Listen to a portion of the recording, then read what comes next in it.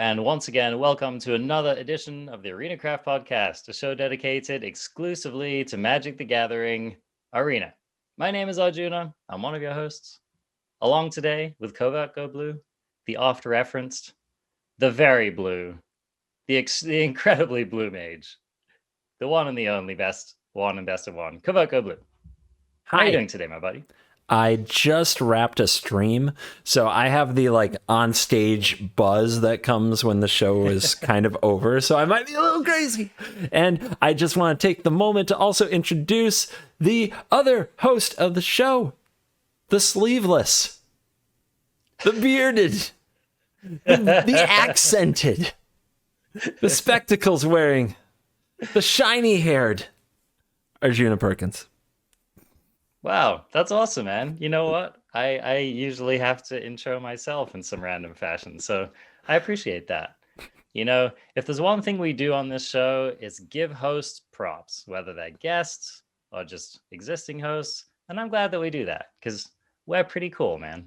I gotta say.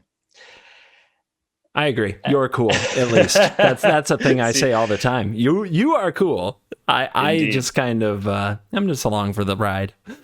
Oh man, well, the ever modest Covert Go Blue is going to help us get into our main topic today, which is going to be the Strixhaven graduation. We're going to be talking about the set, how it's been landing. We'll talk about some of the card cycles and just kind of get into the impact that it has made on the meta. And I'm kind of assuming that we might do a little discussion on how it's going to be post-rotation as well, because I think no discussion about any of these sets that are releasing right now is complete without covering that. So that's going to be the main thrust. First, we have a few things to get into. We have our usual question of the week segment today. And I was thinking that I might reserve this topic for like a main episode, but actually after looking at the results of our survey that we did with people, which is another thing we're going to talk about today, it kind of made me think like maybe we're not going to make this a big focus of the podcast. So I'm going to just bring it up quickly in this question of the week.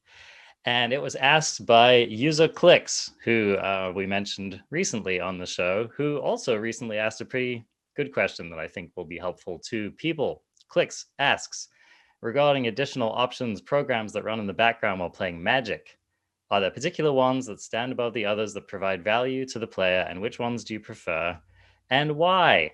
There are some more questions here, but that's really the basic one. And so Covert Go Blue is already putting his face in his hands. What are you thinking about, C3? What's going through your head? The timing is super awkward for me because I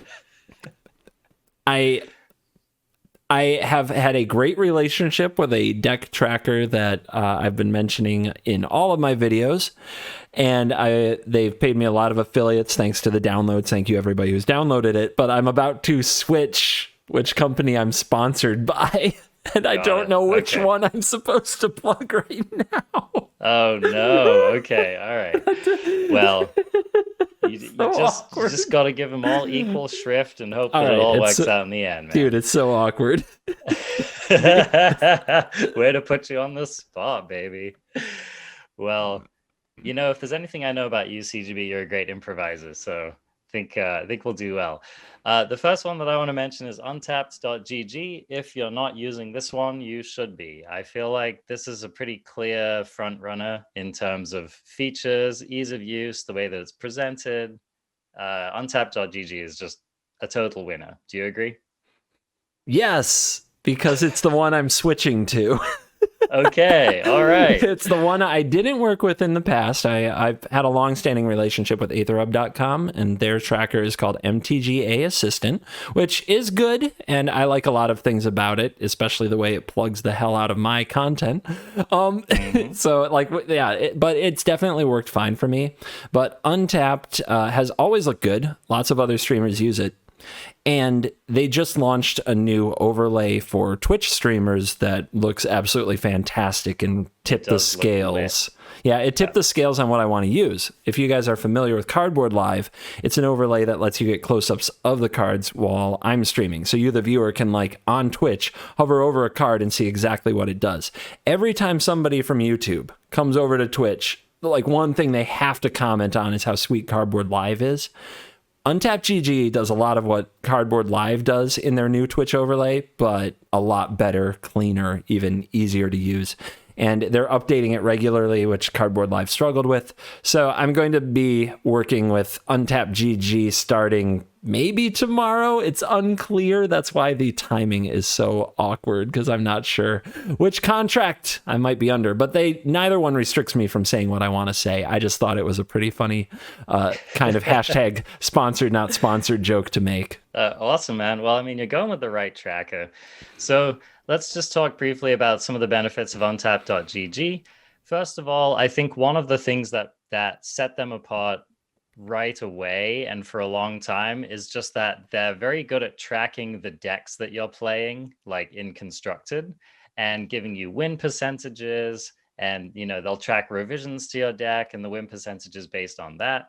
So especially when you're on Magic Twitter and you're watching all of the various people brag about how well they've done on the ladder and stuff and providing screenshots and stuff, you'll often see like an untapped.gg screenshot of kind of matchups and percentages and all that kind of stuff. So that's always been a really strong part of untapped.gg, but they do a lot of other things. The in-game overlay for just being able to look at your deck and figure out things such as how many lands are left in my deck, or do I still have that basic island in my deck, or, you know, that kind of stuff is very easy with Untapped. So I really like that.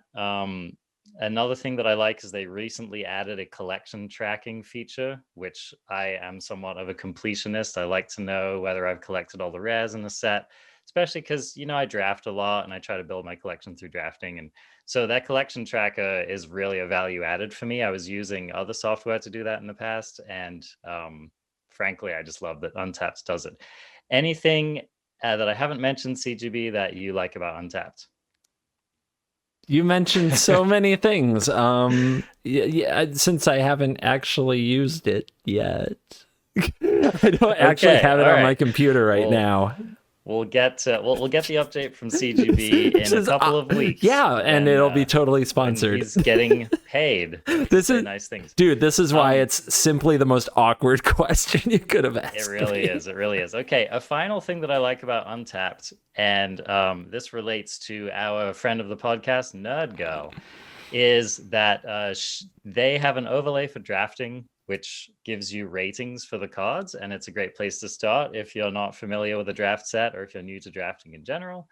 And so you can see Nerd Girl's ratings and actually read her little short reviews of each card. So that's just another awesome thing to do with Untapped. So that's great. That's if you only had to pick one, that's the one I would pick. Next, if you play limited, you have to be rocking 17 lands. I mean, limited is basic. 17 lands is for limited, as Untapped GG is for constructed.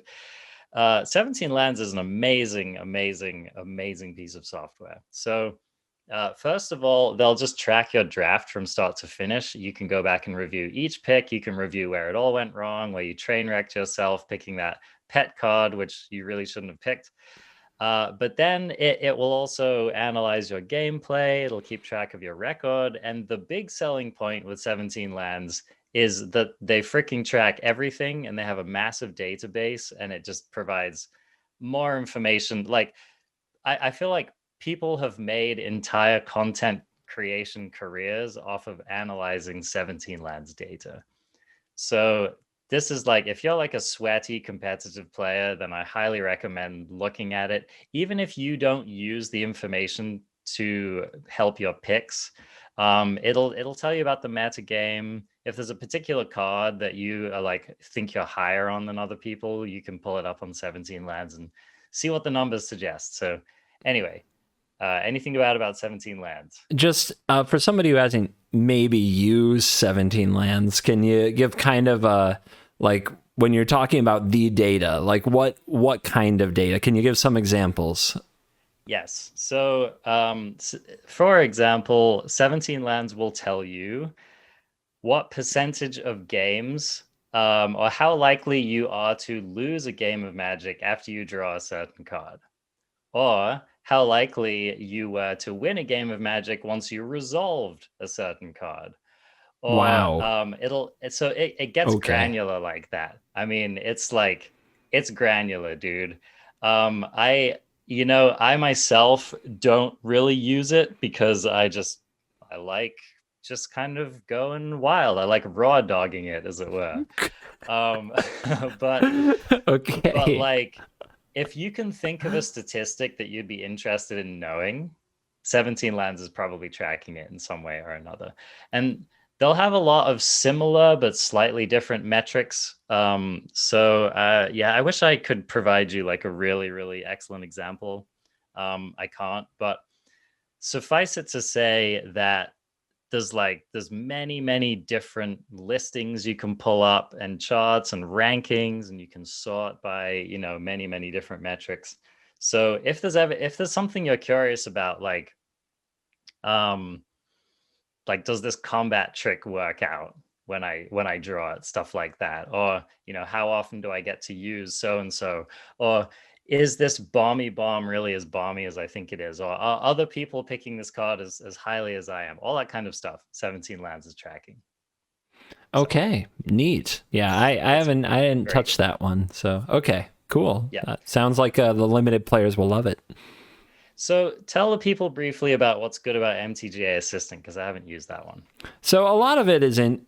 There's a lot in common with what you said about untap.gg. MTGA Assistant does give you access to your win rates and access to how many times you are on the play, how many times you are on the draw. It has a leaderboard, which I always kind of like to play a game of seeing how high I could get on that of people who use the app to see who's ranked the highest. And that's really fun to do. It has metagame stats, so I can see in best of one or best of three across any of the formats what is getting the most played by other MTGA Assistant users, and what their win rates are with those decks. So a lot of the same things that you run into run with Untap GG, but I primarily look at stats. I actually don't use the in-game overlays that much, where you look at how many of this card are in your deck, what your percentage is to draw a land. There's the one that fills up for your opponent's deck, which you can put on the side too. How many lands you have, how much mana you have available is another little overlay. I find that a bit too cluttered for content. Like, I like to try to keep the content looking like most people's, so that when a new player tunes in, they don't think, what the heck is all this stuff? And find it confusing or overwhelming. So I try to keep all those overlays off, but they're available, and I think people would find them useful. I would probably keep them on if I were just playing for myself. Let me ask this. I'm assuming that the software integrates well with the EtherHub site, right? Like, if you're someone who uses the EtherHub site for your own deck tracking and stuff, does it integrate well with that? There are buttons to both export and import, like right there. So if you look up a meta deck on the assistant, you can basically download it or go to a link right to AetherHub. If you're playing a deck, you can click a button to push it right to AetherHub. I Yeah. like that feature a lot, actually. Yeah. Yep. So those are pretty fun things that you can do with it as well. It's really good for constant users of the site, but it also works well if you don't use it that often. In my limited experience of posting deck lists online, have liked EtherHub's interface quite a lot. So that's actually a big value added for me. That is the kind of thing that might make me want to use that software. Awesome. A final one I want to highlight is MTG Arena Pro.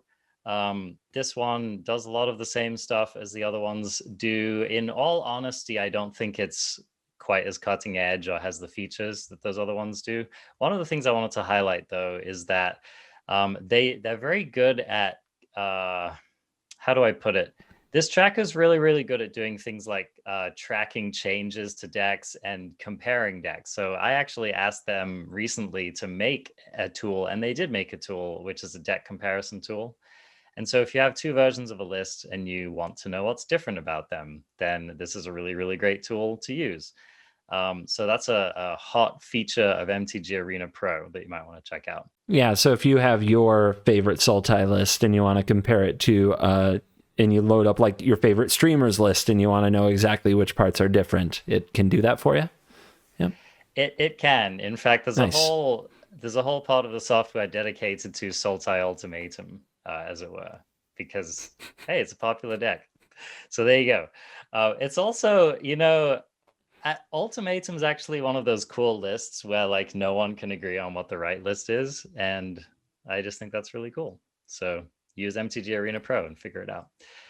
All right, I think that's going to wrap up this topic, but thanks for asking that. Clicks, you too can get your question featured in the lightning round segment by going to the ArenaCraft Discord, which you can find a link to in the show notes or the video description. And now I'm excited to talk for a little bit about this questionnaire that we did. So last week we released a questionnaire to the wild. We asked all of our listeners to give us feedback on the show, and you spoke. We actually, as of this recording, we have 272 responses to this questionnaire, which is, I think it's large enough to begin making some extrapolations based on our audience. So we're just going to go through this a little bit and discuss what stands out to us. And hopefully this will give you listeners an idea and give us an idea, of course, of where the podcast is going to go next. So question one is, how long have people been listening to the podcast? And it's a fairly even distribution here. A lot of people about a year long, about 6 months long, less than 3 months. So it's kind of nice to see like we're hanging on to some old listeners and picking up some new ones. Yeah, it ranges between like a quarter and 30% between like less than 3 months, 3 months to 6, and so on. So yeah, people all over the board. Welcome, welcome. If you've been here for a year and remember the days of Arjuna plus random, then you are of the OG, and you're like about 25% of the audience. Indeed.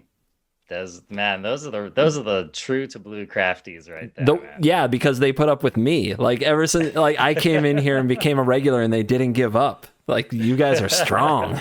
So much CGB tolerance. So now here's a stat that really interested me, is that almost 58% of our listeners don't listen to any other MTG podcasts. We're the only one. We're the one in MTG podcasting of one. People try to make the pun everywhere it can be made. I understand. It's an awesome title. It's a good branding, man. Imitation is the best form of flattery, as they say.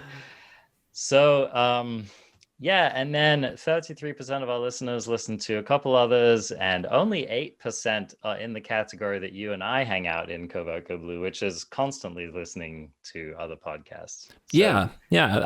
I think that was something that bonded you and I right away, is like we both check out so many podcasts, and it's kind of interesting to see that when you're like 58% of your listeners don't listen to anything else, then it's kind of like if all these other podcasts that we listen to already talked about something and we feel like, we don't want to talk about that as well. Exactly. We have to remember that there's possibly 60% of our audience that didn't hear it somewhere else. They want to hear it from us. So if there are interesting tournament results or big announcements about Arena, it just makes, like, I think we're in the same boat. You can tell me if I'm wrong, but I think that that we would agree here. It makes sense that we bring it up on the show, even if it's just a quick, this is what's going on. I agree. Yeah, that stat really stood out to me as one of there's a couple of these responses that have yielded some like kind of pay attention to me results, and that was one of them. So I totally agree. I think that we may, as a result of that, do a little bit more catching people up on the news, just trying to make this a one-stop shop for Arena information. So that's pretty awesome. Next, you will be pleased to know, crafties, that you are among a very dedicated group of players. So this next question is, how often do you play Arena? The options were once a week or less, 2 to 4 times a week, and 5 or more times a week. And CGB, over 67% of our listeners play Arena 5 or more times a week. This game is addicting, man. But Yeah, I dude. mean, yeah, I always figured it was like some week that people who aren't content creators are weekend warriors or, Hmm. but it looks more like people are trying to find ways to engage with the game every day, like part of their Hmm. daily life. And that's certainly been my life since I was like 14 years old, finding ways to engage with Magic as often as possible. So I understand. I love you guys. I also want to say 272 responses to the survey. 269 people answered this question. Does that mean there are 3 people who listen to our podcast who don't play Magic? That's an excellent question, Hi, Mom. CGB. Hi, Arjuna's mom. How you guys doing? Thank you. Your baby boy is beautiful. Doing a great job. The ever perceptive Kovako Blue.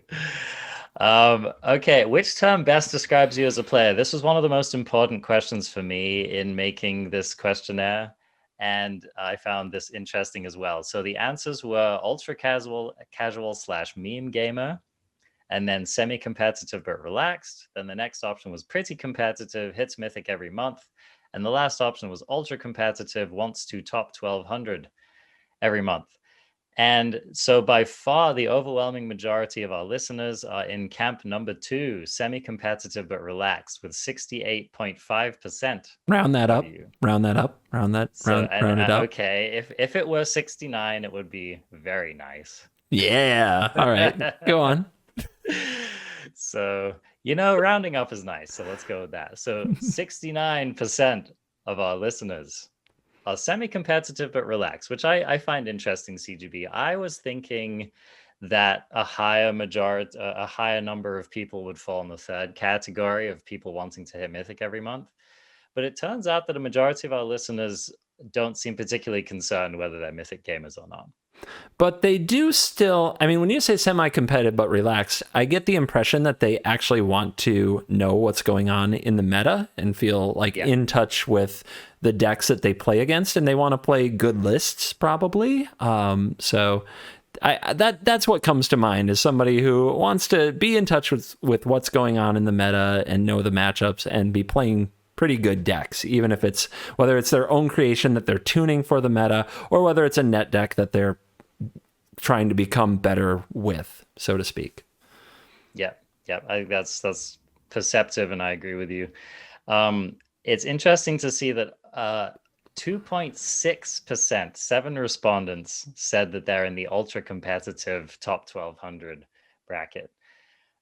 Which, I don't know, CGB. I guess that means that we're not bringing in the Andrea Mangucci's of the world. We're not bringing in the Rum Teas of the world. I guess we're just not really speaking to those folks. I'm not, yeah, we're not quite spike enough, but I think that's like, I'm really happy. Like, that's where I've been happy making content for a while. So hopefully I haven't lowered the bar on your podcast since I joined it. He's spitting out his water.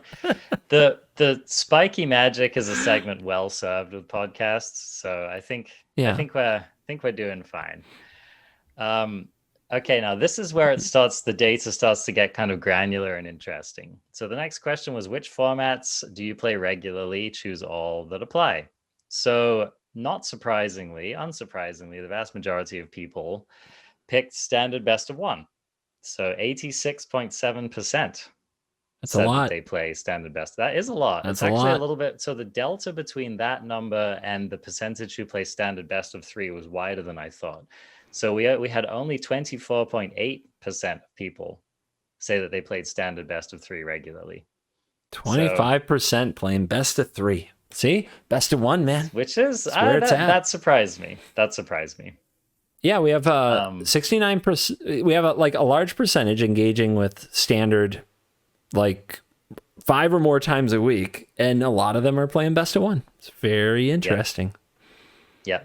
So, maybe we need to spend a little bit more of our time addressing that format in particular. I think we have a lot of general standard conversations, but I think anyone who plays both best of 1 and best of 3 knows that they can be quite different formats, and the Indeed. metas tend to be different, and the considerations do tend to be different. The next most interesting thing about this to me was that the second most popular option on here, 51.5%, limited best of 1. Rigged. Yeah, You're making things up again, Arjuna. Are you trying to find reasons to talk limited on the show? No, that is interesting. I didn't expect that either. Yeah, yeah, that number really stood out to me. However, we'll address in the next question why that's especially interesting. Rounding this out, so historic best of one is 35%, and historic best of three is only 17%. So, less, probably overall, less than a third of our listeners really regularly playing historic, which is kind of an interesting thing to consider for me. Brawl coming in at 41.1%. So, yeah, that's Maybe we need more people play Brawl than I expected. I mean, if that's going to be the number 3 thing, if we're going to do like standard best of one, talk a good amount, and hit limited every now and then because people are into it, Brawl being number 3 maybe needs a Brawl corner, because I don't feel like have we talked about Brawl at all? I think the two of us have basically spent no time talking about Brawl. Dude, I could talk about some Brawl someday. Yeah, you've been getting into the format. Oh, for yeah, sure. I'm feeling it. Well, so let's segue to this next question, because this is somewhat revealing. So the next question, which was, which formats do you prefer that we cover on the show? Now, I specifically split this out into 2 questions because I thought there might be a discrepancy, and there is. So again, standard best of one, leading the pack with 85%. So we've definitely heard you loud and clear. You all want to hear about standard best of one. However, when we look to the next most popular stuff, we see the second most popular option here is historic best of one, 57.5%. Wow. So already what this is telling me is that, people don't necessarily want to listen to the same content about the stuff that they want to play, right? Which I think is, I'm kind of in that boat. There are some conversations I'm more interested in being in on than others. I also think the longer Arena exists, the more people are like, what's going on in that historic thing? I mean, I don't play it, but what's going on over there? Should I play it? Is it more fun than standard? I'm starting to get bored with standard. And I've drafted like 500 times, so I'm a little bored with that, and I'm out of draft tokens. Should I do that historic thing? So maybe they just want their favorite podcasters to give them a little peek into what's going on in historic if they think they'll like it. Indeed. And I mean, I'm here to tell you folks, historic is a very fun format. Highly recommended. And again here, the next stat is a standard best of three, 55%. So it's kind of interesting that we had a lot more interest in hearing about the best of three format than we had people saying they were playing it. Dude, that mirrors me so much. I'm so much more interested in talking about best of three than playing it. It takes so long, so hard. There you go. I think part of it is just that we all acknowledge the best of three is important and says a lot about the meta, right? And so I think if you're gonna, if you're following tournaments, if you're following anything competitive, you definitely got to be thinking about those sideboards for sure. Now let's get down to limited. So only 41% of people said they were interested in listening to limited best of one content. And so I think what this means to me is I don't think that we're going to be spending more time focusing on limited content than we did before. All right. So a good amount of people who play it just still don't even want to hear us talk about it. Exactly. And I'm somewhat in that category. Sometimes, I don't know, one of the things I like about limited is how fluid it can be. And sometimes I just don't really enjoy thinking about it when I'm not doing it, right? Understood. And then Brawl also got 41% of respondents. So, what I'm taking away from this is that standard and historic is still definitely the modes that people want to know about for our podcast, and any of the other formats are going to play third fiddle, as it were. But for every limited show you get, I get a Brawl show. All right. Hey, let's rack that one up, man. That sounds good to me. I also want to say that only one person out there in the world somewhere voted for hot tub drafting, and I just find I find that disappointing. I was really hoping for a higher number there to justify the hot tub as business expense. There you go. Okay. Love it. Love it. Hey, man, if you want to turn this into a hot tub podcast, I'm amenable. You're almost there already with that, like sporting the tank tops in the summer, dude. Giving them the gun show. Hey, man, I live in Oregon. We enjoy our warm weather when it comes. Okay. Next, how did you find the ArenaCraft podcast? Well, this is going to be an ego reinforcing stat for Covert Go Blue, who is enjoying a nice 77% majority on his content as being a place that people discover the podcast. So, Covert Go Blue, say hello to your listeners. You guys are cool. Thank you. No, nothing more needed to be said. Now, I always my audience, like, they blow me away with what they show up for. It's kind of amazing. Yep. I mean, you know what I'm happy about, Covert Go Blue? I'm happy that I had a content crush on you before I knew about the extent of your reach. It's kind of like meeting a wealthy person and falling in love with them before you know they're wealthy, you know? So Yeah. I can honestly say that I courted you first because I just liked you and thought we had good chemistry, and not because I thought that you were like gonna be the vehicle for growing the show.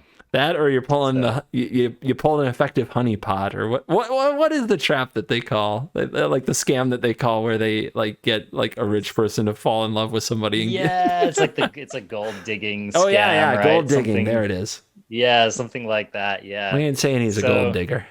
anyway, I'm glad that that wasn't a part of my motive for pursuing working with you, and it has ended up just being a fantastic side benefit.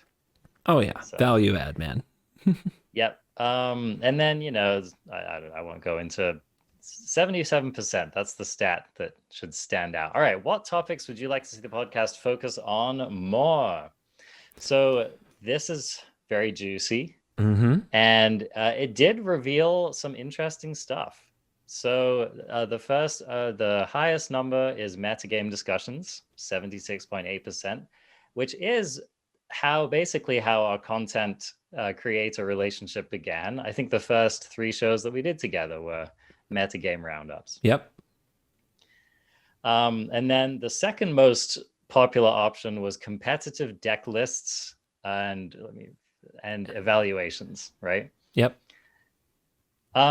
So this was one of the most interesting deltas that I saw, CGB, is that a lot of our listeners did want to hear about competitive deck lists, but are very uninterested in the actual competitive scene, the pro scene. Yeah.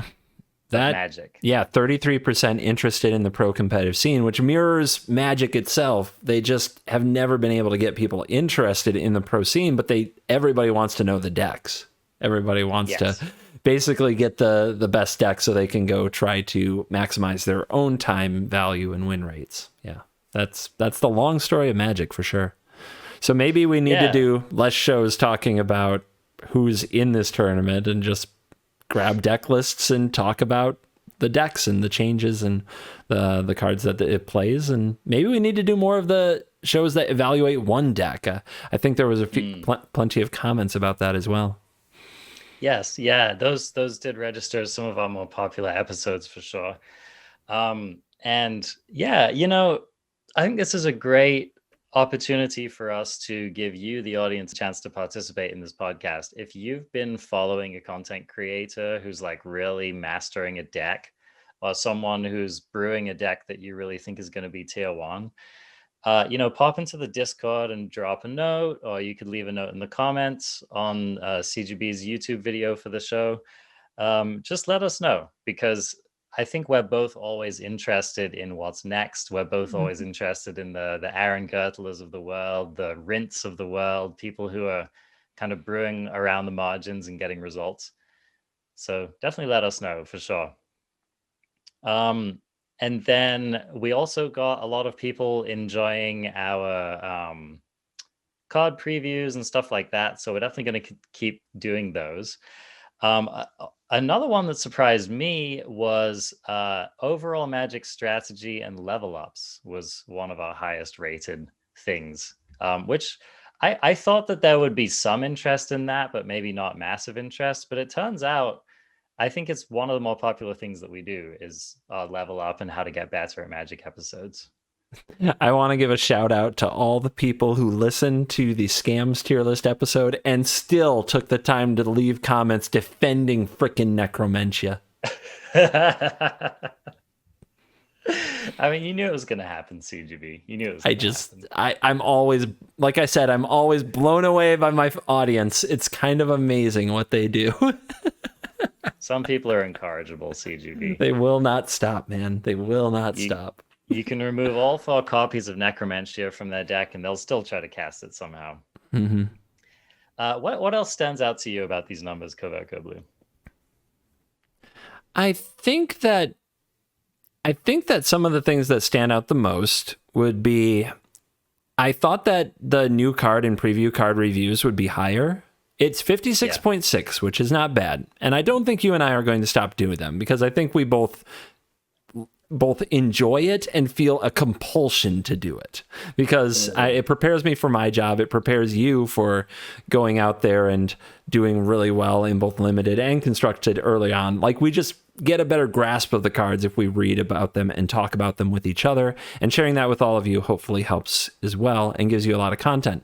But considering how much time it's taken up in our shows and how much kind of extra that we put into those reviews, like, I thought it would be a little higher. And 57% isn't bad, and I'm not saying it's low, but it's not the like main draw, the way that we almost kind of make it the main event as soon as there are cards to talk about. Also, I don't see anything here for like bans.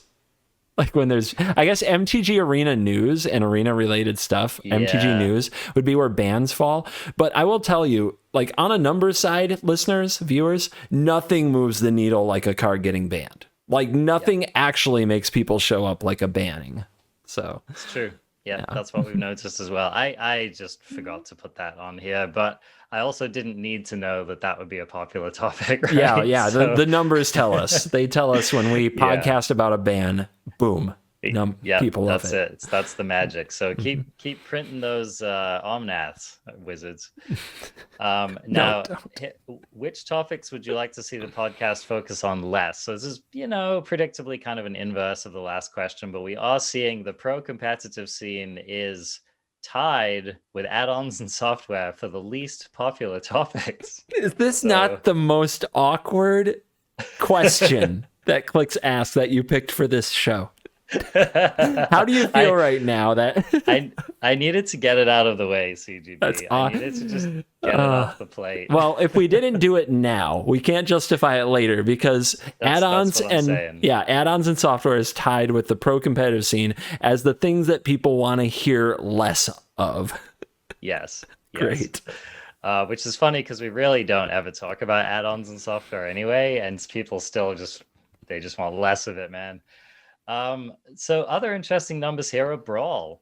Yeah. 28% of people saying they don't really want to hear about Brawl. They want us to focus less on it, and we don't focus on it at all. Exactly. And can't go below 0.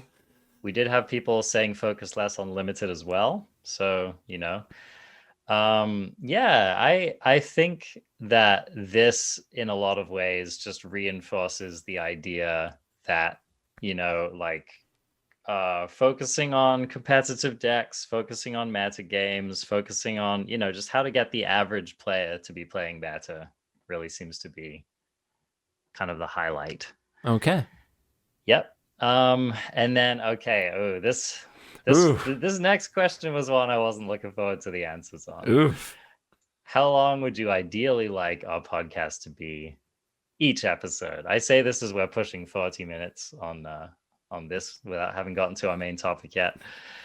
Fortunately, the numbers somewhat reassured me about this. So the options were about 30 minutes, about 45 minutes, about 1 hour, as long as it needs to be. The longer the better, and don't care, no opinion. So tell me what you're reading from this. 41% of the audience and the majority of the responses says as long as it needs to be. Yeah, baby. And 18% say the longer the better, which those are very similar options. So we're talking about, 60-ish, nearly 60% are just like, let's go. And then 20% say about an hour, which is the typical, like, what you go for if you're in the podcast business and you're not in like a super long form kind of content thing. Most MTG podcasts strive to be about an hour. You and I have every week is like a meme on this for you and I, because we come in saying we don't have much to talk about, and we end up 2 hours later being like, oh, I haven't eaten and I'm tired, and wow, we recorded a marathon. And I think that we just are long-winded people. It doesn't surprise me to see that the audience is into that, or they probably wouldn't still be here, quite frankly. Some survivorship bias there. Yeah, definite survivorship bias, but we appreciate how supportive they are. Like they're down. As long as we want to record, they'll listen.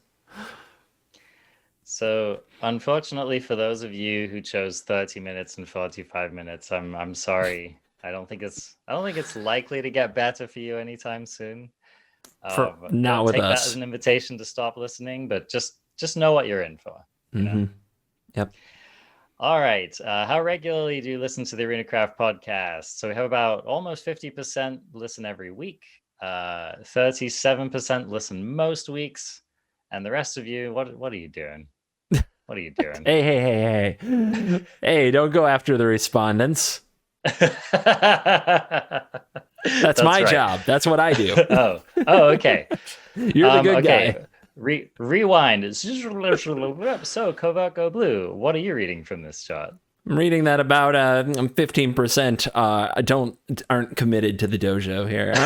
aren't committed to the crafty life. Okay, they listen 1 to 2 times a month. Are you serious? Not regularly. What is this nonsense?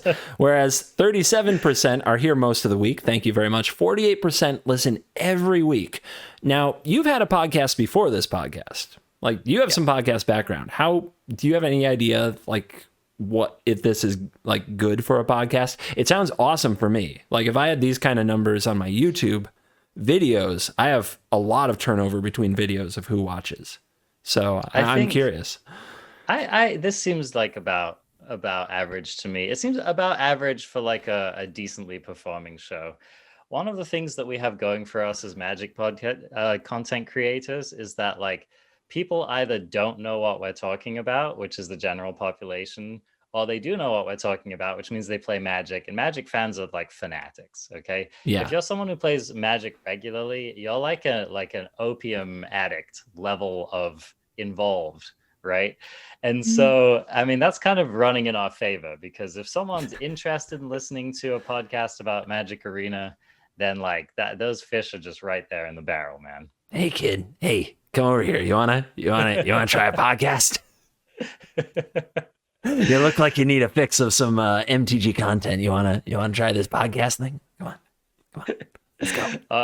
Our podcast is just 3 MTG arenas and a trench coat. That's all this podcast is. Anyway, okay, this next one I was very interested to see the results on. Your opinion of our guest interviews. So only 22% of people said love them, do more of them. So that's kind of interesting to know. Then we had a majority, 42.5% of people said they're great when done occasionally. About 32% of people said depends on the guest. And then we had a small minority, about only 9 people responded and said they just don't really like them. This mirrors what I've found making YouTube content with collaborations as well. You can't do it too often. People really, like, they tune in to see, they want to know what they expect when they tune into a show. And when you're always having someone different around, or something that they don't expect, or a topic that they're not into, eventually they kind of tune out. So that's the other important part, where they said depends on the guest. That's 32%. If you can hit them with a guest that's like, wow, awesome, didn't know I wanted that, that is, people love being delightfully surprised. And if there's one thing I constantly am thinking about and rarely succeeding in, but doing my very best every time I can, I try to figure out how to delightfully surprise my audience. And I think that bringing that to the podcast would be like, here's a guest that you never knew you wanted. You never knew that this person has this exact information that helps you, that blows people away. Yep, absolutely. It mirrored my suspicions as well. I think that when shows have too many guests, they start to lose their focus a little bit, and also it depends on the charisma of the guest. to be honest. Sometimes I've listened to a show that has a guest and I'm like, man, this guest is just not really a podcast personality, and that kind of hurts it. So you have spoken. We will listen. We'll continue to do occasional guest interviews, just for the creamiest of the crop. So there are excuse me, there are some specific answers here that we're not going to go into detail on. Especially tell us one of your favorite guests. I don't want to do any kind of popularity contesting going on here, but suffice it to say that if you've appeared on the show, you've probably had at least one person in this list voting for you, so you're cool. Who would you like to see guests on the show? We had a lot of votes for Paulo Vitor Damaderosa, who is like the best Magic player in the world right now. So don't count your chickens for that one to come through, but you never know. You never know. I sure blew my mind when I got the chance to make that video with him. Like, for sure. I didn't see that one ever happening, so who knows? It could happen. Also, a lot of votes for Croakies. Would love to have the Irish Giant on the show, but again, it doesn't seem likely. But yeah, this is another. Okay, the best way that you can get someone that you want on this show is by going like into their stuff and telling them to be on the show. All right. So if you're a fan of Croakies, next time you watch him stream, just say, hey, Steven, you ever thought about going on the Arena Craft podcast? There you go. Oh, God. As a streamer, don't be freaking obnoxious about it. Although Croakies, go ahead and be obnoxious to him. Yeah. Like that's part of his thing. He enjoys it. Please do not go into like your favorite streamer who is a generally more typical humble streamer and drive them crazy with this. But do drive Croakies crazy. You can take it. Just be tactful about it, right? Be clever. Don't be annoying. That's one thing I've learned in life, is to just not be annoying. You tend to get better results. But just go let them know. Mm-hmm. Hey, this is a cool podcast. I think you should be on it. Yep. Okay, so some of the things that I gleaned from some of the most specific questions that we asked were, we did actually have a lot of comments related to our card and set reviews, and the general tenor of those answers seemed to be, you guys could afford to do less of them. And so I think based on this feedback, and also maybe how we've been feeling in general lately, is that we might try to get a little bit more strategic, a little bit more surgical about our set reviews. Okay. Yeah, I'm down for trying it. Yeah, I think frankly it'll save both of us some oxygen as well. So that was a big takeaway that I had from reading some of these questions. So I'm trying to see. There's a lot of information here, so I'm trying to see if anything else just like stands out to me. As a lot of you gave just helpful feedback on, like how to make the videos better, how to, some technical feedback and stuff like that. We really appreciate that. We're always trying to make the best product we can with the resources that we have available. Yep. So thank you for all of that. We're definitely paying attention to that and trying to up-level the show as much as we can. And there are some things that I'll just be talking with CGB about behind the scenes about, how to next level as well. Yeah. Looking forward to it. Looking forward to a lot of things from the show. Yeah. Thanks for all the feedback. Awesome. So basically, thank you, Crafties, for giving this feedback. You are an amazing community of people. I have to say that my experience with the Crafty community has just been like 100% positive. It's probably like the nicest group of people I've ever spent time with, and I couldn't be happier about you. So you really are just wonderful people. Thank you so much for showing up, listening to our content, watching us, and just being cool. Yeah, it's great to feel supported, and you guys really bring it. So thank you so much out there. Awesome. All right. That was a lot of not main topic to talk about. So now, Covert Go Blue, I'm going to turn it over to you. What do you have for us today? I thought it would be fun to look back at Strixhaven and talk about how the set is performing after, I think we're about 6 weeks after release, and just kind of do a retrospective of what did this card do? What did that card do? What overperformed? What underperformed? What did we think of it? And we can touch on the limited side. We can touch on historic and the anthology if we want to do that. But primarily, I just wanted to look back over the cards, and I called it a graduation ceremony because it's June and there are graduations going on, and it's school themed, and it seemed like we could just kind of have a closing the books on Strixhaven and the cards within and what we got right and what we got wrong. So I have a few cycles that I wanted to talk about, and I have a few individual cards I wanted to just kind of throw a card name out and we can say, this is what it did, this worked, this didn't, etc. But before I do that, those were all like standard things. Did you want to give kind of a wrap on the limited format and maybe also talk a little bit about what happened in historic with the archive? Sure. Okay. So let's start with limited. I have felt, and I think the general consensus has been that this has been a very fun limited set and quite a deep limited set. It's also been definitely a more balanced set than Kaldheim, which was kind of I personally thought Kaldheim was a horribly designed limited set. People still really enjoyed it because it was wild. It was just totally off the chain. But for me, I really like my limited formats to feel like, like, okay, so the card designer's clues mean a lot in limited, right? So when you see like a supported color pair, or you see like a flag post uncommon or whatever, you want to feel in limited like, okay, this is a deck. I can go into this deck, and if I'm the person drafting it at the table, I'm going to get rewarded and it's going to be good, right? So there's Mm-hmm. that basic element of trust in the design. And I think that they've done a really good job on delivering on that in this set. There are a few, there's always something that doesn't quite get there.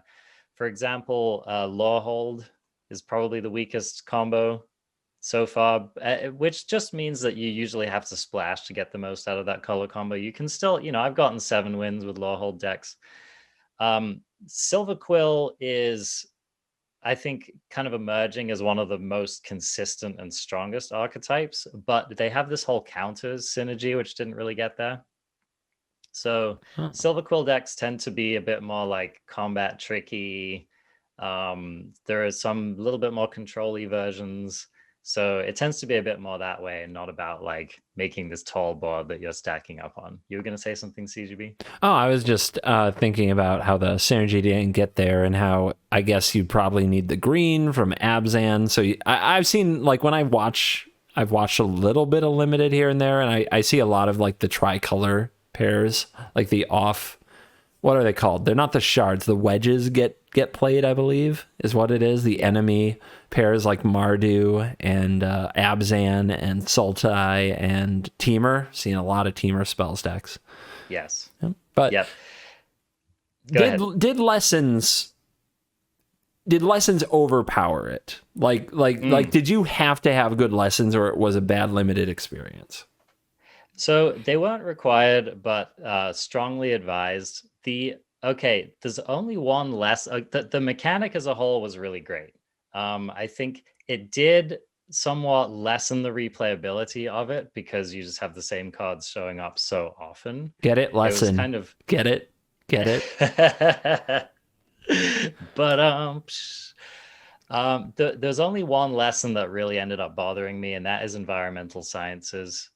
You kind of can't have a good deck in this format without it.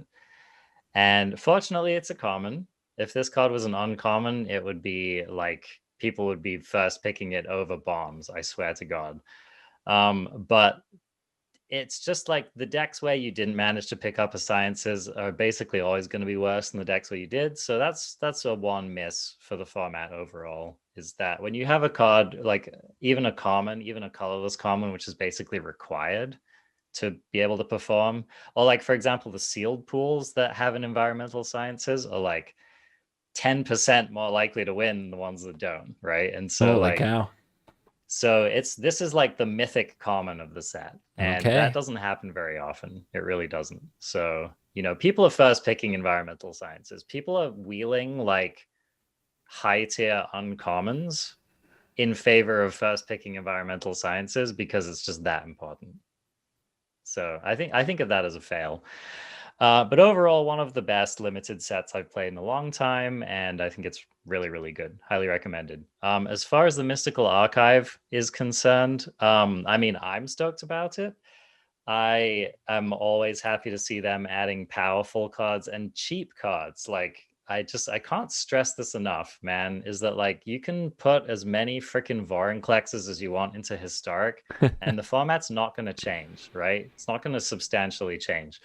The things that change formats are like cheap cantrips, cheap removal, cheap counter spells, and they gave us all of that and more with the Historical Archive. So I think it's an A plus change. I love it. I wouldn't want to see a set of cards this deep and this powerful entering Historic with every set release. Like, I think if Wizards decided, okay, Mystical Archive was a success, we're just going to put something like that in all of our standard legal sets going forward, I think that would be a mistake. But from my perspective, I think it's fantastic that we've got Faithless Looting and Brainstorm in Historic. Ban them if they become a problem. That's fine, in my opinion. But like, let's try them out. I love it. What do you think?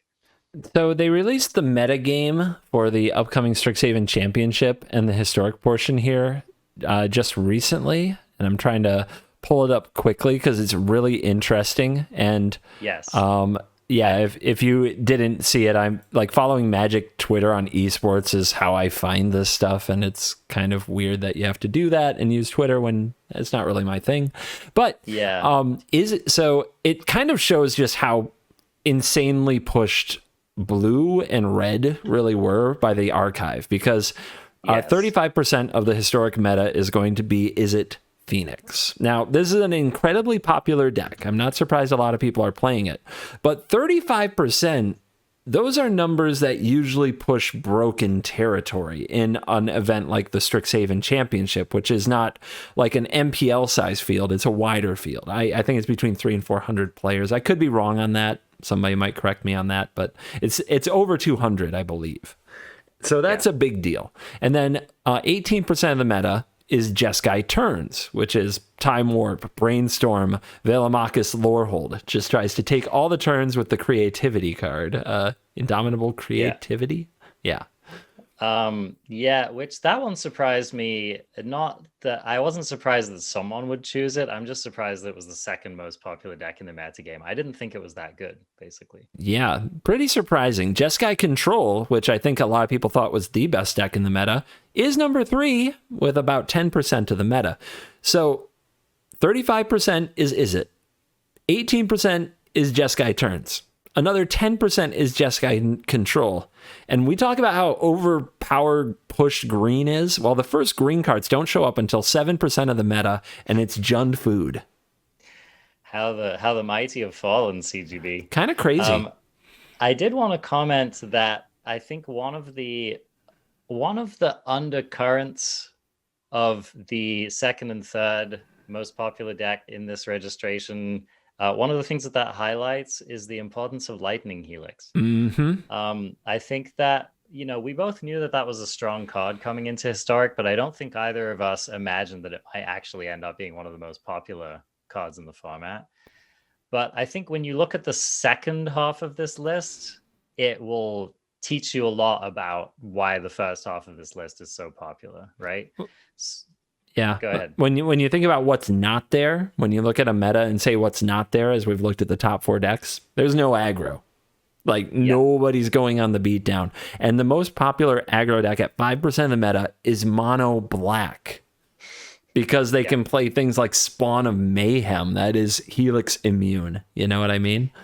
Yeah, or they play 1-drops where, like, sure, your opponent helixes it, but that's not that big of a deal. Dread Wanderer, Gutter Bones, just keep bringing them back. Yep. Jund Food as well is worth noting. Like with Witch's Oven, they avoid that life gain trigger because they just sacrifice it. So everybody is kind of prepared. Like Lightning Helix has pushed, I think, a lot of the decks that want to exist out of here, just any kind of other aggro strategy. Goblins is not on this list, and that is bizarre with a card like Muxus, but it is true. There's no goblins here. Gruul is 4% of the field. Just on that note, I watched Andrea Mangucci playing against goblins with Phoenix, and he was just killing him first. He was like, Yeah. sweet Muxus, bro. I'm killing you on turn 4. You Yeah. know, my Muxus goes off harder than yours does, and my Muxus is called Faithless Looting. Wow. Wow. Yeah, that's an interesting point for sure. I mean, Yeah. it is, and Jeskai turns can take all the turns before that happens. Memory lapse is a beating. Like, if you're going to cast Yes. spells like Ironcrag Feet or Sacrifice Goblins, or even to like a Phyrexian Tower to ramp or to a Skirk Prospector and get memory lapsed, it is a game changer. The very first time that happens, you're like, oh, this deck isn't a thing anymore. It's just over. Yeah. I mean, imagine playing goblins. You're facing off against Izzet Phoenix, and half of their deck is like shocks that kill your cheap goblins, and the other half of their deck, like they have access to memory lapse and ether gust out of the board, right? Mm-hmm. Like, how are you really expecting to win that game? It's gonna be tough. It's gonna be tough. So we're kind of getting deep into historic metagame, which maybe should have been a show, but I was just going to bring those numbers up to highlight the impact of the archive and how much it seems to have pushed blue and red. Blue and red seem to be all over there in a number of forms. And I'm going to transition it into the graduation ceremony again, because the first graduation that we're going to cover and kind of look back on are the Elder Dragons. So if you remember the 5 Elder Dragons, the 5 mythic dragons, Galazeth, Prismari, and Beladros Witherbloom. I should test you and make you name them, since I'm the guy who always names the cards. Shadrix Silverquill. So you said Prismari, you said Velamarcus Lawhold, Shadrix Silverquill, Beladros Witherbloom, and Tanazir Quandrix. Got them. Yep. So how would you rank those in terms of just impact on Magic? Okay, so Velamarcus Lawhold seems to have come out on top. Like, in terms of it's like a top tier card in Historic. Also seems to be, I don't know this for sure, but I think it's like a fairly compelling card just in like Brawl and, you know, some other kind of commandery formats.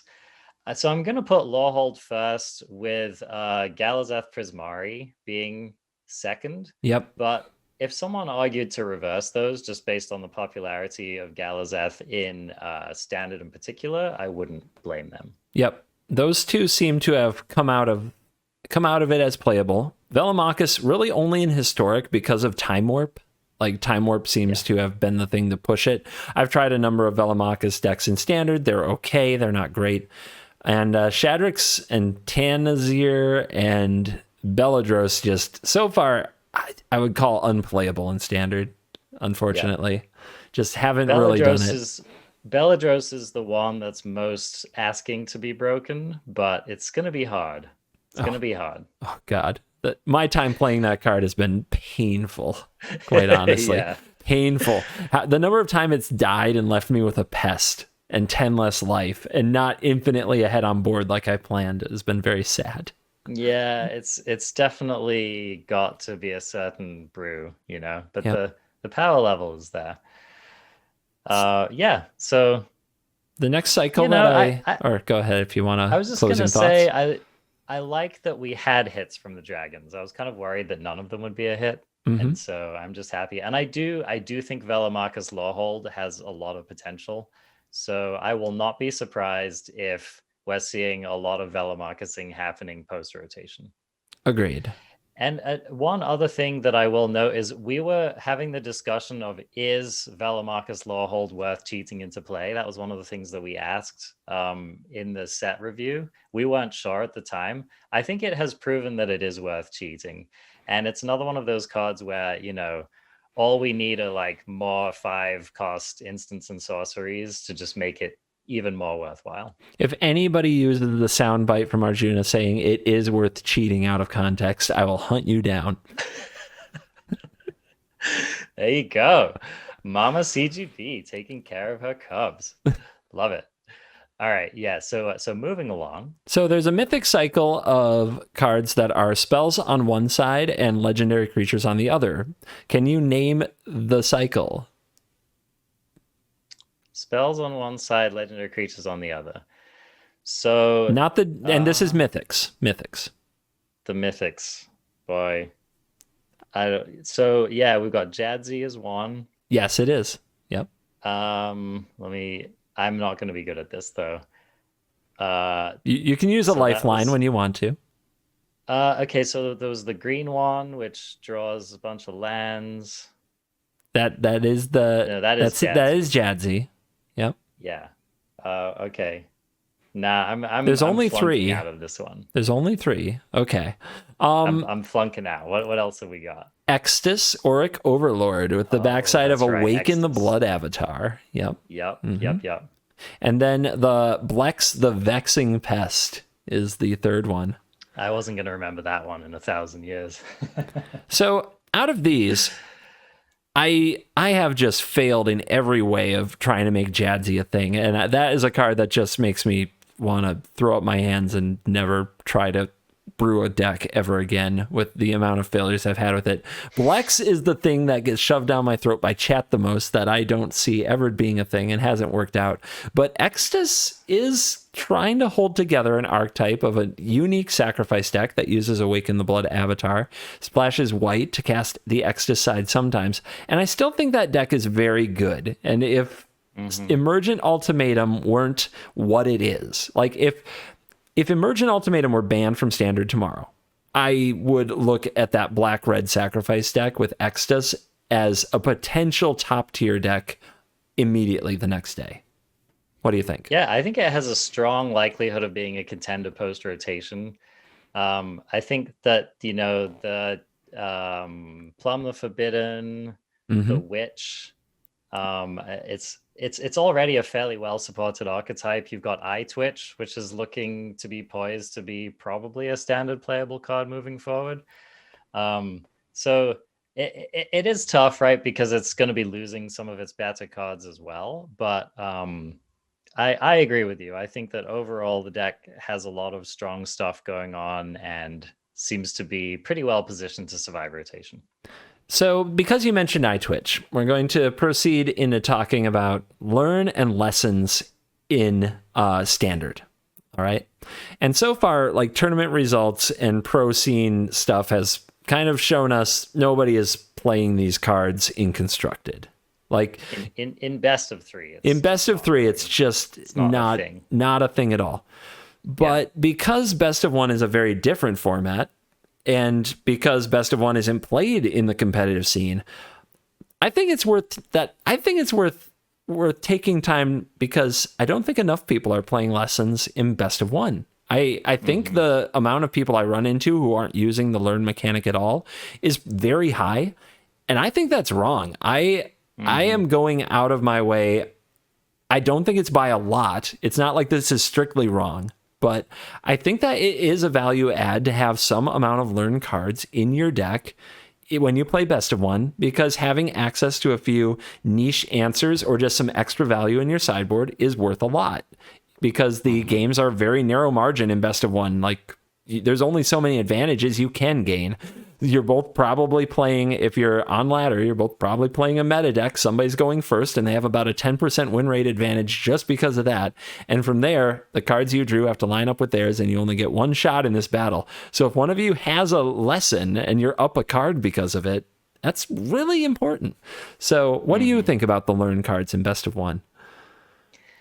I think that the learn cards really got there for limited. I think for constructed, I feel like they played it a little too safe for constructed. When I go down the list and look at them, I wish that there were just a few more really standard playable lessons. Yeah. And by and large, there aren't. So, and I don't think that Mascot Exhibition is the card that really pushes us over the edge. Although it's good, I'm not saying it's not good. I'm winning a lot of games with Mascot Exhibitions. It's good, but I don't think that card alone will compel you to put a learn card in your deck that you otherwise wouldn't have put in, right? Sure, So, and there are decks where I never plan to hit 7 mana, where I don't even bother with Mascot Exhibition in my sideboard. But if I'm playing, so first of all, I don't think that red got a good one. I think if I you're agree. mono red, you just don't learn anything, which lines up perfectly with my shtick about mono red. Well, and here's the other question is, does mono red even have any good learning cards? Like, No, that's what I mean. Like yeah. sorry, I think I misheard you. I think I maybe heard lesson when you were talking about learns. Yeah, they Yep, just don't have like you have to have a yep, decent learn card to put in your deck. Like it's not exactly. enough to have a lesson board. Here's the thing, though, if you are a mono red player, it is strictly incorrect to not have some lessons in your sideboard, even with no learn cards in your deck, because you might Robber of the Rich a learn card. Yeah. Exactly. Next So, level, man. yep. Next So level. you should add lessons to your sideboard. Yep, it's free. It's best of one, Yep. Just Yep. do it. I always Um, love testing them. Like when they Robber of the Rich, my professor of symbology.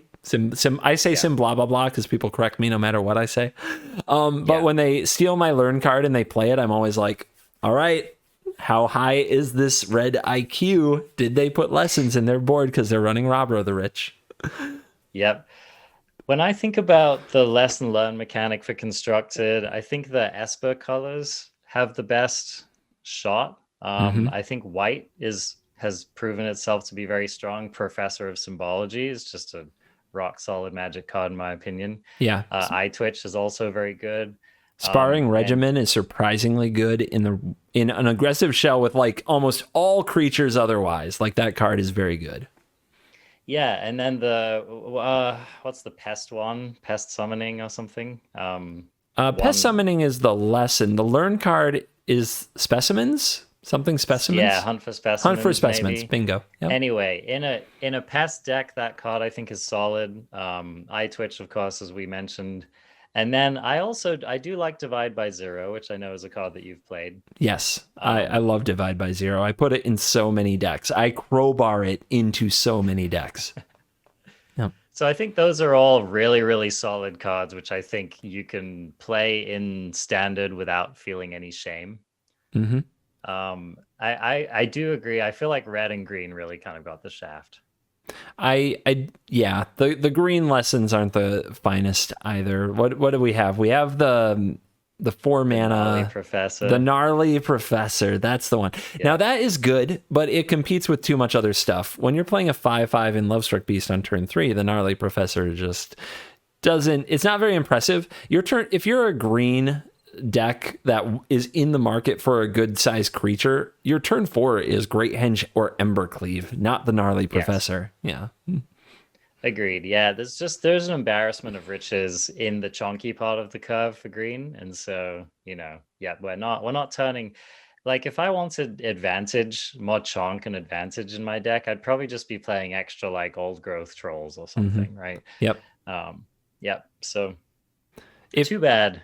the black, white, and blue, like you said though, the Esper, like that is kind of where you want more card advantage, right? Because you lean Hmm. closer to control. Although Professor of Symbology is really great to like fill up a Winota curve where you can just play that on turn 2, go get Spirit Summoning, play that on turn 3. It doesn't matter that you spent turn 3 casting like a vanilla 3/2 token. It still triggers Winota. So it's going to Yeah. have double strike. So it's fine. Professor, just as you have proved, is a card that can work in aggro and in a slower matchup, like with Yorion. I mean, it's just a good card. Oh yeah, I have really enjoyed flickering it with Yorion. Big surprise. All right, any final notes on the lessons and the learn cards for best of one? Just like I said, I wish that they'd pushed. I wish they'd made just like one or two other like really high impact lessons. Mm-hmm. And so maybe a missed opportunity, but they played it safe. That's fine. All right, I have one more category to talk about, and then I just want to throw some individual cards back and forth of what we think were the highest impact individuals from the set. And then my little graduation ceremony speech will be done. So, the Planeswalkers is my next kind of which of these rose to the top. And the Planeswalkers we have are Kasmina, the Enigma Sage. We have Mila, Crafty Companion. We have Professor Onyx, and we have Rowan, Scholar of Sparks. Do any of these stand out to you as a talking point? Yeah, I think Professor Onyx was the clear winner out of these. Going straight into Ultimatum and definitely holding her spot. After trying Ultimatum again, I definitely feel like the Onyx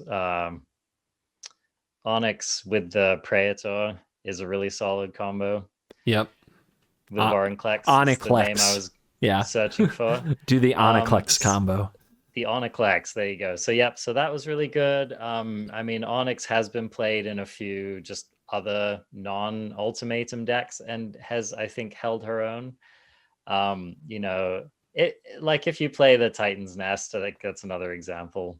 CGB is a little skeptical. Yeah. Let me ask you this, CGB, as a control mage, like as a Dimir mage or whatever, like are you ever reaching for Onyx, or are you not feeling it? I have built many decks with Professor Onyx, but again and again, I keep coming back to there's just this awkward situation where she's kind of good the way that Valky is good, in that when you can play a Valky on a board that has nothing except for the one other thing, and minus the Valky, that's really awesome. If you play Valky on an empty board and plus it, that's really awesome. Professor Onyx has the same role and is a mana less. However, they both have the same challenge. Because if you think about these cards outside of Sultai Ultimatum, you just don't see them very much. And that challenge is, at that stage of the game, one of two things is happening. Either that board isn't there because the opponent has multiple creatures and sacrificing one doesn't really cost them anything and plussing doesn't impact the board, or they're going to ultimatum you next turn. And that little bit of cool advantage you gained from plussing your Planeswalker isn't going to matter in the shape of their over-the-top strategy coming together. So expensive Planeswalkers of the traditional variety, that plus to gain some advantage, minus to deal with a thing, when they cost 6 or more mana, that's probably the right cost for them, because they live in an awkward place where you have to play a game around getting them in a good position. The number of times I've played like a control shell and had Professor Onyx and just looked at it in my hand like, I can't play this right now, it is way too much. So it's not an overpowered card, but I'm okay with that, because Planeswalkers were overpowered for 2 years, and these aren't overpowered. Yeah, I mean, it's like if Onyx had been in War of the Spark, she would have cost 1 less, and like it would have been a +2 instead of a +1. Oh or something. God, like who knows? Yeah, so I agree. I like where she is. I wouldn't really want her to be more powerful. So I think overall good design job. The rest of the ones that you mentioned just don't even register for me. Yeah, Luca, just like we talked about Mila Crafty Companion and how good it was. And the problem is people just do better things for their mana and ignore your cool little target my stuff ability. They just curve out and do stronger things on their own. The backside's almost irrelevant, at least right now. Rowan is kind of a shocker. Ha. But like if she comes down on 3 in kind of a control face off where there's nothing to pressure her, 2 pluses and then you emblem is very strong, but it's so specific and so narrow. I don't think it's very good. I think she's just being held back by her plus ability being so weak, right? Yep. It's true. If it were even a scry, it would be, and that you know how we feel about that, bit of a scam, exactly. But it would be like, it would be better.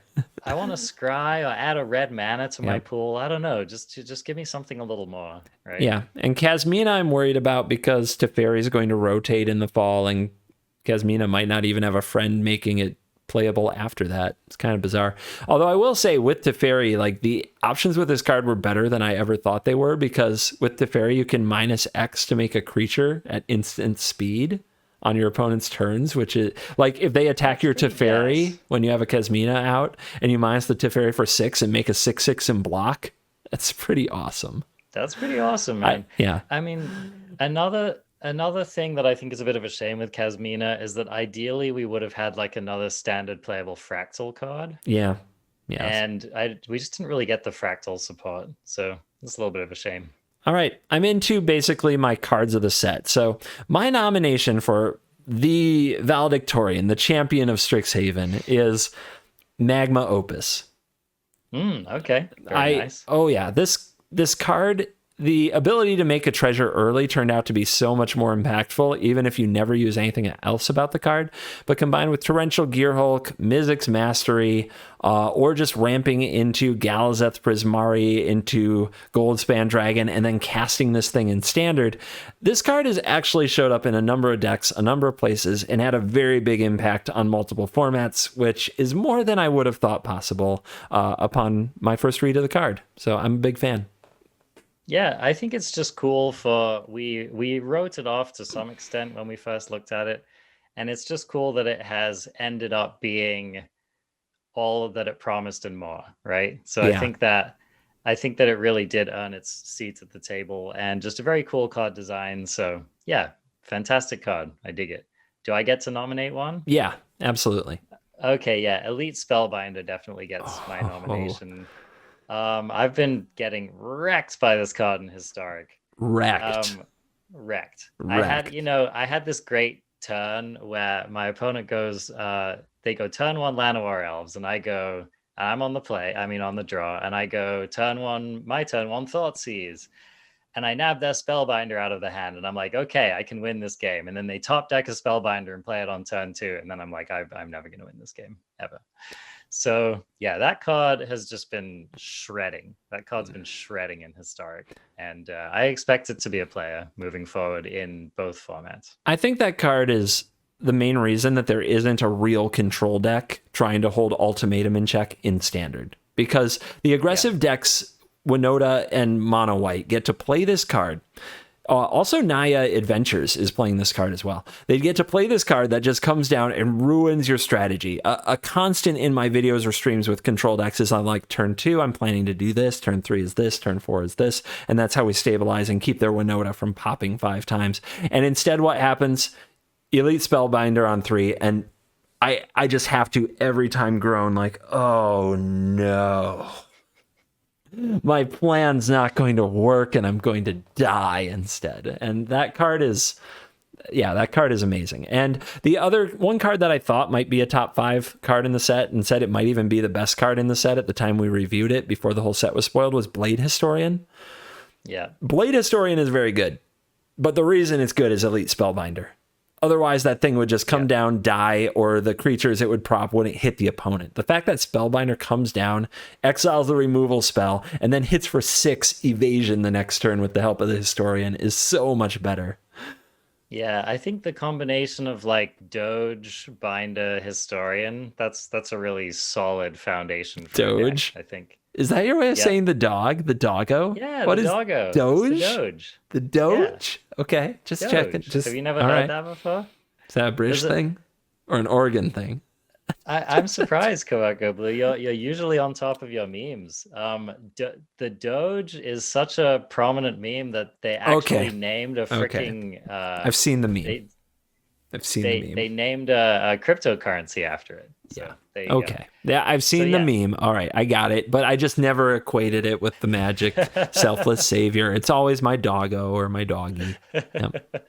It is the doggo or the Doge. So yeah, so those 3 cards are just, you can put those in a Winota deck. You can put them in another deck. They're very solid together. I hope the editor... Bottlebrush, I hope you put the Doge up here for this particular discussion. We'll be getting some Doge. Love it. Yeah. What else do you have for me?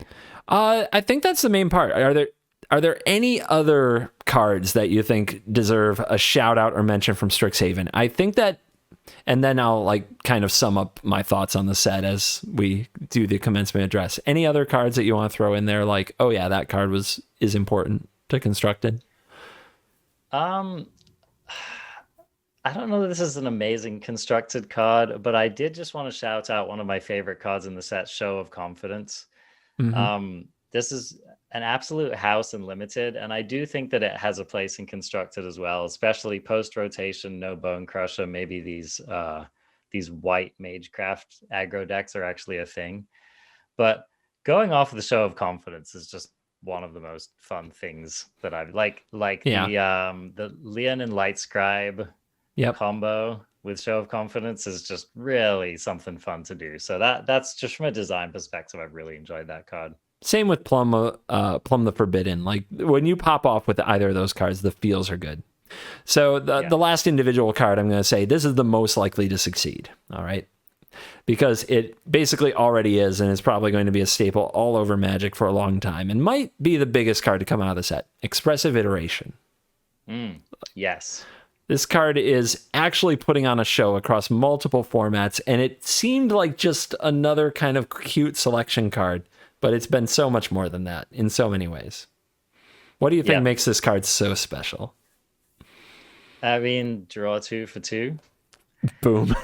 So here's the thing. Not only is it a draw 2 for 2, but it's select from 3, Yep. right? So look at 3, keep 2 in most situations is just happens to be a very strong Magic card. And in Historic, it's a draw 2 that's not a draw 2, so Narset can suck it. Yeah, I mean it's just that's it. It fits into so many plans. It plays around various things. It's just a really good Magic card. Yeah, I never would have thought I'd see it in like Jeskai Control, but it's there. It's there in Is It Phoenix, often as a 4 of, and yeah, it's just all over the place. Awesome card. Then finally, like Strixhaven. So this was a set review where we talked about it having pretty much no impact on the formats and being a pretty weak set overall. But a few cards did rise above, and especially I find it so interesting. I'm not surprised that Historic was impacted because the Mystical Archive was designed to shake Historic. Oh, yeah. Probably the biggest impact possible. Standard-wise, I'm not surprised that we don't see impact in Best of 3, but I think that the impact to Best of 1 has been substantial and is less than it should be. I actually think that a lot more innovation should be done in Best of 1 with Strixhaven, and it worked out a little better than I expected.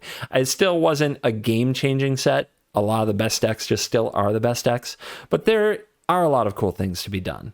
What do you think of Strixhaven as in retrospective?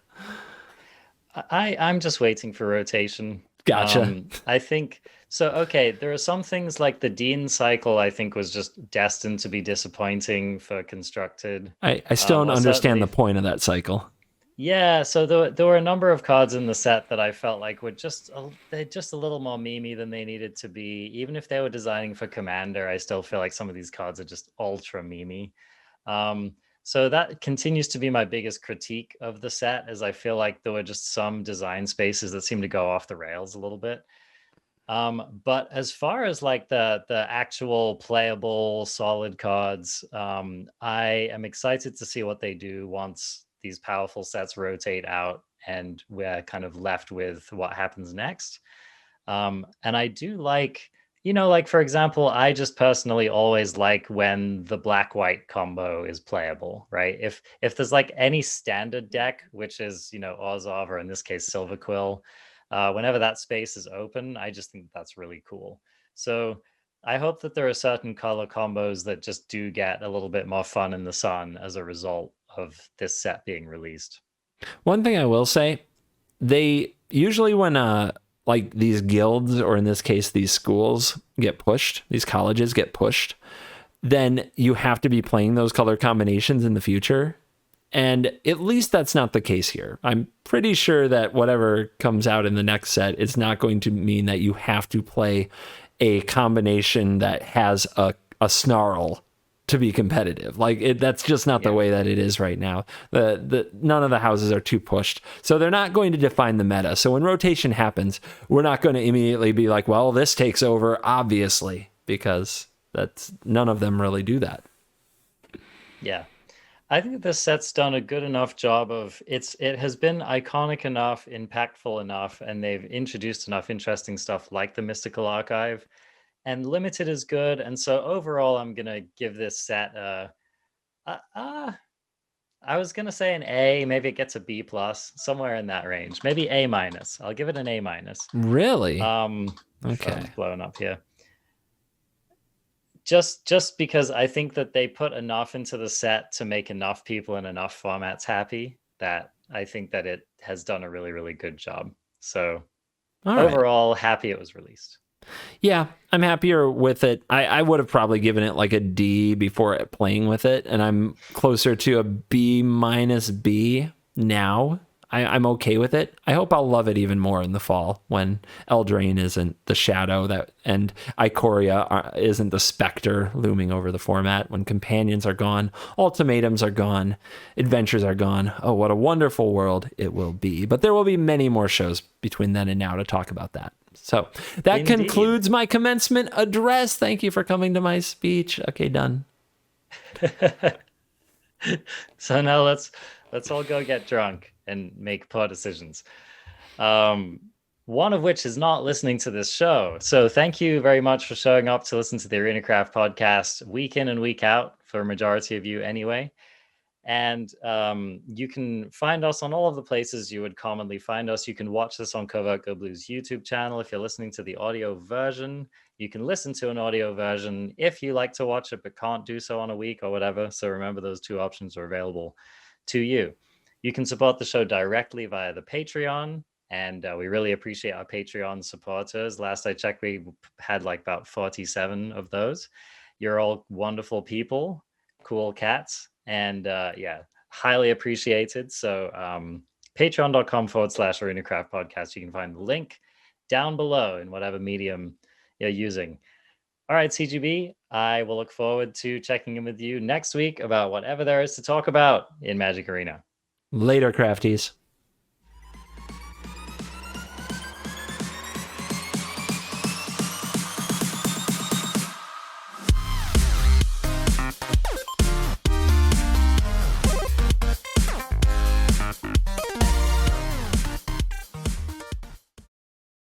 Hello, it's me. Hey. It's CGB. It's the Siege.